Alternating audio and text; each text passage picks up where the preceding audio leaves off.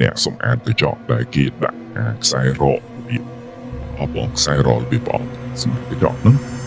មានគ្នាសម្អាតរហូតដល់5នាក់ប៉ុន្តែជាអកុសលខ្សែរ៉កនឹងបាត់ផ្នែកដែលធ្វើឲ្យមនុស្ស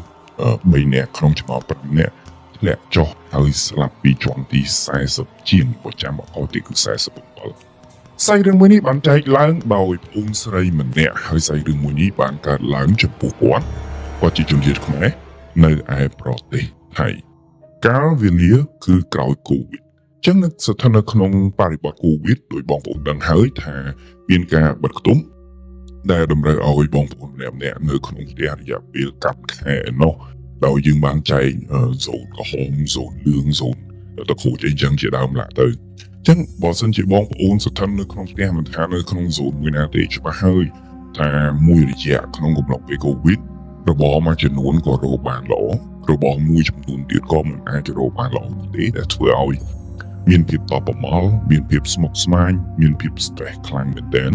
ហើយជាបញ្ហាដែលបង្កើតជំងឺជាច្រើនចឹងសម្រាប់បងអូនស្រីក៏ដូចគ្នាដែរអ្នកដែលចែកសាច់រឿងហ្នឹងដូចគ្នាបែបបាត់គឺមានអារម្មណ៍ថា stress មានអារម្មណ៍ថាពិបាកមែនទែនដែលអារម្មណ៍មួយនេះក៏បណ្ដាលហេតុជាមួយនឹងម្ដាយរបស់គាត់ដែរនៅពេលដែលរដ្ឋាភិបាលប្រកាសឲ្យបើកប្រទេសឡើងវិញពួកគាត់ហើយនឹងម្ដាយរបស់គាត់ក៏គិតថាមិនយើងទៅលេងថៃមួយជើងទៅយើងទៅលេងថៃមួយជើងឲ្យវាធូរអារម្មណ៍ឲ្យវាធូរចិត្តឲ្យវាស្រួលចិត្តតិចណាអញ្ចឹងក្នុងករណីហ្នឹងហើយម្ដាយរបស់គាត់ជាមួយនឹងគាត់ក៏ទិញសម្បត្តិបាហោះឡើងទៅថៃតែ2នាក់តែប៉ុណ្ណោះនៅក្នុងក្រុមគ្រួសារដែលមានសមាជិកច្រើនគឺមានតែគាត់ហើយនឹងម្ដាយគាត់តែប៉ុណ្ណោះស្ថានភាពទើបតែបើកក្រុងទើបតែបើកប្រទេសទៅសូម្បីតែប្រទេសថៃក៏អត់សូវមានភ្ញៀវទេសចរអញ្ចឹងស្ថានភាពដែលគាត់បានកក់នោះគឺអាយុ Sky ឬពីមួយយុគ Sky ប្រហែលជាបងប្អូនមួយចំនួនបានដឹងរឿងតាក់ទងជាមួយនឹង Sky ហ្នឹងហើយតែមិនដឹងថាហេតុអីបងប្អូនស្រីគាត់បានកក់តែនៅក្នុងវិយុគ Sky ហ្នឹងទៅពេលដែលក្បាលហោះបានចុះគាត់បានតាក់ទងជាមួយនឹងតាក់ស៊ីឲ្យតាក់ស៊ីដឹកគាត់ទៅដល់វិយុគ Sky គាត់បានបង្ហាញលេខកូដអ្វីយ៉ាងដែលគាត់បានកក់ទៅតាម app ទៅតាមអ៊ីនធឺណិតហ្នឹងទៅដល់ recept អ្នកទទួលភ្ញៀវហើយគាត់បានបញ្ជាក់ប្រាប់ទៅអ្នកទទួលភ្ញៀវថាគាត់ស្នើសុំបន្ទប់ដែលនៅជាន់ខ្ពស់ជាងគេមូលហេតុដើម្បីមើលទេសភាពដោយបងប្អូនដឹងហើយថាវិយុគ Sky នៅប្រទេសថៃមានបងប្អូនមួយចំនួនប្រហែលជាជ្រាបហើយថាវិយុគ Sky គឺខ្ពស់ខ្លាំងមែនទែនអញ្ចឹងក្នុងករណីហ្នឹងហើយគាត់ចង់នៅជាន់ខ្ពស់ជាងគេដើម្បីមើលបរិយាកាសគេហៅថា relax មើលទេសភាពអាគារខ្ពស់យប់ឡើងមានភ្លើងមានអីចឹងគឺស្អាតពួកទេគេច្បាស់ណាស់អភិវឌ្ឍជាងយើងចឹងទេសភាពនៅពេលរាត្រីក៏ល្អដែរអញ្ចឹងក្នុងករណីនេះហើយដែលគាត់ចង់បានទីដែលខ្ពស់ជាងគេឲ្យកិច្ចផុតពីសម្លេងរំខានពីការបចរាចរណ៍ឡានម៉ូតូជាដើមឡើយអញ្ចឹងនៅពេលដែលគាត់បានកាត់ហើយគាត់បានឡើងទៅបន្ទប់មួយនោះគឺស្ថិតនៅក្នុងជាន់ដែលស្ទើរតែខ្ពស់ជាងគេក្រោម Sky Bar តែបន្តិចតែប៉ុណ្ណោះអញ្ចឹងក្នុងករណីហ្នឹងខ្ញុំក៏មិនដឹងថាប្រហែលជាន់ដែរដែលគាត់ស្ថិតនៅជាន់មួយណាដែរគាត់ប្រាប់ថាខ្ពស់ជាងគេនៅក្រោម Sky Bar តែបន្តិចតែប៉ុណ្ណោះគាត់បានយកកាត scan ទ្វារបើកទ្វារចូលទៅអ្វីដែលគាត់សង្កេតឃើញនៅក្នុងបន្ទប់ធ្វើឲ្យគាត់ភ្ញាក់ផ្អើលមែនទែនចូលទៅដល់ភ្លាមគឺជាបន្ទប់ទទួលភ្ញៀវពួកគាត់យកបន្ទប់ធំអញ្ចឹងគាត់មើលបរិយាកាសឃើញពីដាតដូចជាតិចទឹកឈៀបទឹកអញ្ចឹងដូចជាពុកទឹកមិនមែនជាអញ្ចឹងថ្មីមិនមែនជាអញ្ចឹងដែលត្រៀមសម្រាប់ភ្ញៀវទេសចរនៅក្នុងសន្តាគារលំដាប់ផ្កាយបែបនេះហើយជាអាគារដែលស្ទើរតែខ្ពស់ជាងគេផងគាត់ក៏គិតថាប្រហែលជាកូវីដដែលគេទុកចោលអញ្ចឹងហើយក៏មានអាគេបានទៅជួសជុលឬក៏រៀបចំសារថ្មីអញ្ចឹងគាត់ក៏បន្តដំណើរអូវលីទាំងម្ដាយទាំងកូនចូលទៅដល់ក្នុងបន្ទប់គេងរបស់គាត់បន្ទប់គេងគឺមានគ្រែ2ជាគ្រែដាច់ដោយឡែកពីគ្នាគាត់អត់ចង់គេងមួយបែបគាត់អញ្ចឹងគាត់ឲ្យម្ដាយរបស់គាត់គេងគ្រែមួយហើយគាត់គេងគ្រែមួយទៀតមុននឹងរៀបចំវ៉ាលីគាត់បានទាញទៅមើលទ្វារក្នុងបន្ទប់ទឹកនៅពេលដែលគាត់ទាញទ្វារចូលមើលក្នុងបន្ទប់ទឹកគាត់ទៅអឺតមើលបើកប្រព័ន្ធទឹកទៅដូចស្ទះទឹកគាត់ទៅអឺតមើលក្នុងប្រព័ន្ធគាត់ឃើញមានសក់ស្រីសក់មនុស្សស្រីវែងក្រាញ់ចូលគ្នានៅកន្លែងលូមួយហ្នឹងគាត់ពិចារណាថា ប្រហែលជាមានភ្ញៀវដែលគេនៅក្នុងបន្ទប់ហ្នឹងមុនចឹងហើយទើបបានគេសម្អាតមិនស្អាតមិនដិតដល់បែបណានោះឬក៏ខ្វះបុគ្គលិកបែបណានោះទើបបានបន្សល់ស្នាស្នាមដូចជាសក់ដូចអីនៅក្នុងនោះចឹងគាត់អត់គិតច្រើនគាត់ក៏ដែរចេញពីបន្ទប់ទឹកគាត់ប្រទះឃើញរឿងចម្លែកមួយទៀតនោះគឺទូរទស្សន៍ដែលបានដាក់គឺជាទូរទស្សន៍ដែលមានកតុយចឹងប្រហែលជាបងប្អូនដឹងហើយទូរទស្សន៍មានកតុយជាទូរទស្សន៍អារបៀបបុរាណអាកតុយវែងដែលគាត់ចម្លែកចិត្តមែនទែននៅក្នុងឆ្នាំ2022ហើយ20 21 22 23ហើយមិនក៏នៅតែមានគេហៅគេមិនក៏មានទូរទស្សន៍គឺនឹងទៀតចឹងគាត់ក៏ចម្លែកចិត្តដែរថាគួរតែជាទូរទស្សន៍គេហៅ flat screen ណាតែជាទូរទស្សន៍ LED ទូរទស្សន៍អីចឹងទៅមិនក៏នៅតែទូរទស្សន៍កតុយវែងចឹងទៀតមិនខ្វល់ច្រើនគាត់តែទៅរៀបចំវ៉ាលីរៀបចំកៅអៅរបស់គាត់ចូលចេញមកហើយដាក់លើគ្រែរបស់គាត់ឡានឹងឡាគាត់ជាមួយនឹងម្ដាយរបស់គាត់ក៏បានធ្វើដំណើរទៅដើរលេងនៅក្នុងក្រុងបាងកកជិះទៅនេះជិះទៅនោះទៅរកទិញអីវ៉ាន់ទៅរកញ៉ាំអីដើរក្នុងលក្ខណៈជាភ្ញៀវទេសចរមិនមែនជាលក្ខណៈទៅហោស៊ីទេលុះយប់ឡើងគាត់បានមកដល់ហូតែលវិញគាត់បានដំរៀបខ្លួននៅគេងប្រហែលជាម៉ោង10ទៅម៉ោង1យប់នេះគឺជាហេតុការណ៍ទី1ដែលបានកើតឡើងនៅពេលដែលគាត់កំពុងតែសង្ងំគេងម៉ោង10 1យប់ទៀតស្រាប់តែគាត់ឮសំឡេងផ្ដួងផ្ដាំខ្លាំងមែននៅក្នុងបន្ទប់ទឹកគាត់លឺអញ្ចឹងហើយគាត់ព្រៀងជាស្ដាប់ថាឮចេញពីបន្ទប់របស់គាត់ឬក៏ឮចេញពីបន្ទប់របស់គាត់ស្ដាប់យូរទៅក៏គាត់មានអារម្មណ៍ថាឮចេញពីបន្ទប់គាត់គាត់ស្ទុះទៅមើលនៅក្នុងបន្ទប់ទឹកអត់មានសកម្មភាពអ្វីទាំងអស់គាត់ក៏មកគេងវិញសំឡេងនឹងនៅតែបន្តបានតែបន្តិចសំឡេងនោះក៏ស្ងាត់ប៉ុន្តែសំឡេងបន្ទាប់គឺជាការអូសតុកអូសកៅអីអូសវិបានធ្ងន់នៅជាន់ពីលើបន្ទប់របស់គាត់លឺខ្លួនក៏ទាំងគុកក្រាក់ចឹងទៅជាគាត់ឆ្ងល់មែនទេថាយប់ស្នានេះហើយដល់មួយណាគេទៅកៅអីហ្នឹងអត់មានគិតអ្នកនៅខាងក្រោមទេហ៎ស្អែកឡើងក្រោយពីគាត់ងើបពីគេងមកគាត់បានចុះមកខាងក្រោមហើយគាត់បានសួរទៅ receptionist សួរថាមានណាគេនៅគេងលើក្បាលខ្ញុំមែនមានណាគេនៅបន្ទប់លើពីខ្ញុំមែនទើបបានយំមិញគាត់ឮសំឡេងគ្រូក្រាស់ receptionist គាត់ធ្វើឆ្ងល់ហើយគាត់ប្រាប់ថាអត់ទេជាន់អ្នកឯងហ្នឹងគឺខ្ពស់ជាងគេភ្ញៀវភាគច្រើនគឺនៅជាន់ក្រោមបោះអត់មានជាន់អ្នកណាម្នាក់ដែលនៅជាន់ពីលើអ្នកឯងទេគាត់នឹងម្ដាយគាត់គឺនៅជាន់ខ្ពស់ជាងគេមិនមានអ្នកណាម្នាក់នោះឡើយដែលនៅពីលើគាត់មើលមុខម្ដាយរបស់គាត់ហើយគាត់ចាប់អារម្មណ៍ដល់ហើយថាគេលេងណា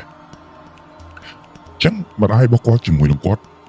ដឹងដំណឹងថាគេលេងគាត់ហើយហ្នឹងគាត់ធ្វើដំណើរនៅខាងក្រៅគាត់ធ្វើ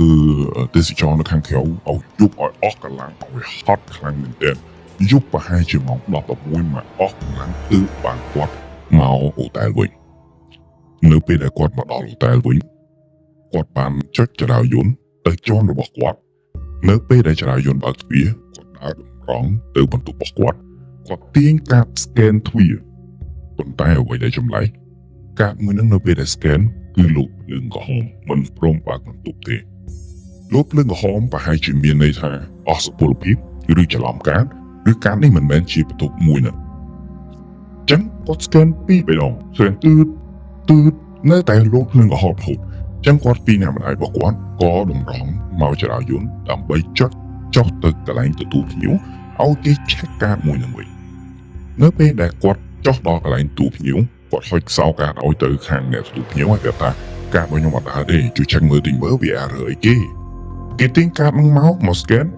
ថ្ងៃសុពលភាពនៅដដែលដែរកាតក៏នៅតែដើរហេតុអ្វីបានអត់ដើរគាត់បែរមើលទៅកុំព្យូទ័ររបស់គេអីមើលដូចគ្នាថាកាតនឹងនៅសល់សុពលភាពមែនគាត់ក៏យកកាតនឹងដើរតម្រង់មកចរាយន្តវិញដងនេះគាត់មិនមែនឡើងតែម្នាក់ឯងទេ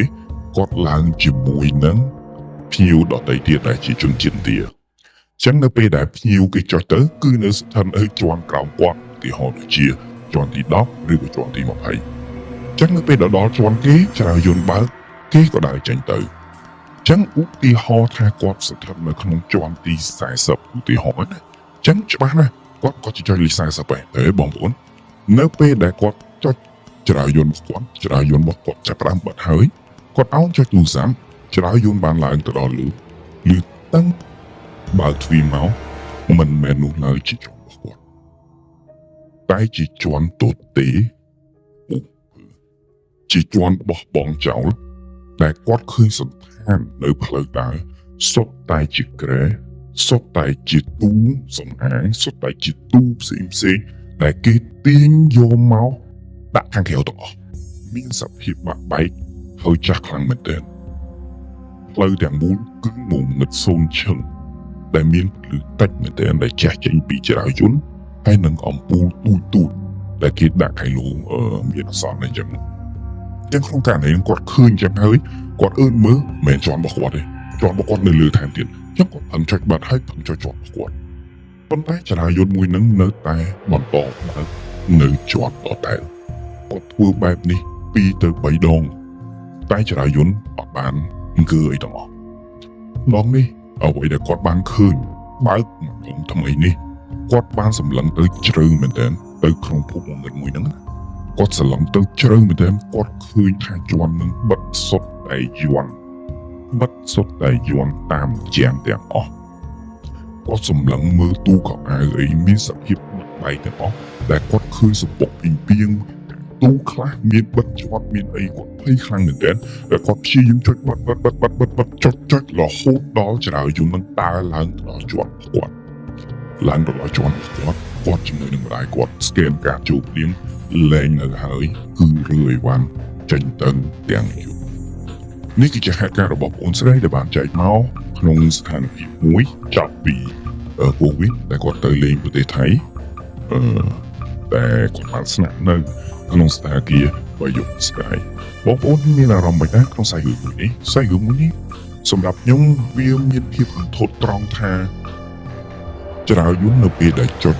ជាន់របស់ខ្លួនឯងតែវាមិនឡើងដល់ជាន់របស់ខ្លួនឯងបែរជាគាំងនៅត្រឹមជាន់ណាមួយហើយបើកវាមកជាជាន់ទៅទេហើយមានសម្ភារៈច្រើននៅនឹងមែនទែនហើយជាសម្ភារៈចាស់បាក់បែកគោដោយដីស្ពុកពីងស្លឹងមើលយ៉ាងជ្រៅឃើញយន់ថែមទៀតតែបើសិនជាបងប្អូនទាំងអស់គ្នានឹងធ្វើមិនចង់រត់ក៏ពិបាកដែរចង់ចុចចរាយន្តនៅបើកនៅកន្លែងនោះទៅដែរតើបងប្អូនអស់គ្នានឹងធ្វើបែបណាតាមខ្ញុំដឹងតាក់ទងជាមួយនឹងរឿងវាយុស្កាយនេះគឺមាន case ច្រើនតែមានករណីច្រើនតែដែលបានកើតឡើងទីហោដូចជាពេលដែលសងហើយនៅក្នុងឆ្នាំមួយណានោះមានអ្នកសម្អាតកញ្ចក់ដែលគេដាក់ខ្សែរ៉ករបៀបខ្សែរ៉ករបៀបប្រអប់សម្អាតកញ្ចក់ហ្នឹងមានគ្នាសម្អាតរហូតដល់5នាក់ប៉ុន្តែជាអកុសលខ្សែរ៉កបានបាច់ដែលធ្វើឲ្យមនុស្ស3នាក់ក្នុងចំណោម5នាក់ធ្លាក់ចុះហើយស្លាប់ពីជាន់ទី40ជាងបើចាំអត់ខុសទេគឺ47ហើយក៏អាចមានករណីថែមទៀតមិនមែនអាចទេមានករណីដែលមានឬស្រីធ្វើអត្តឃាតខ្លួនឯងនៅក្នុងជាន់មួយនៅក្នុងបន្ទប់មួយនៅក្នុងវិយុស្កាយហើយជាក់ស្ដែងមែនទែនថាវិយុស្កាយគឺជាហូតែលមួយដែលពេញនិយមដែលល្បីឈ្មោះខ្លាំងមែនទែនខាងផ្នែកcontent ណាខាងផ្នែកលងបន្លាចដែលមានសភាពប្រហាក់ប្រហែលគ្នាឧទាហរណ៍ដូចជាអីវ៉ាន់ដាក់កន្លែងហ្នឹងតែស្អីឡើងទៅឃើញកន្លែងផ្សេងឬក៏លឺសំឡេងចេញពីបន្ទប់ទឹកឬក៏បន្ទប់ជាប់នឹងលឺសូរសំឡេងគ្រប់ក្រាមមនុស្សនិយាយគ្នាទាំងអត់មានមនុស្សតតែសោះខ្ញុំចង់ដឹងថាតើបងប្អូនប៉ុន្មានអ្នកដែលគាត់បានស្នាក់នៅក្នុងវិទ្យាស្កាយតើបងប្អូនបានជួបហេតុការណ៍ចម្លែកអីអត់បើសិនជាជួបហេតុការណ៍ចម្លែកអាចផ្ញើសារមកកាន់ Facebook page ជាអ្វីហើយខ្ញុំចង់ស្ដាប់ផ្សាយរឿងរបស់បងប្អូនអរគ្នាហើយបើសិនជាបងប្អូនទាំងអស់គ្នាបានទៅឆ្លងដែននៅលេងប្រទេសណាមួយផ្សេងទៀតហើយបងប្អូនបានជួបនៅបទពិសោធន៍ញាក់សាច់បែបណាខ្លាំងបែបណាខ្ញុំចង់ដឹងមែនទែនសូមផ្ញើសាររឿងបងប្អូនគ្នាមកកាន់ Facebook page ជាអ្វី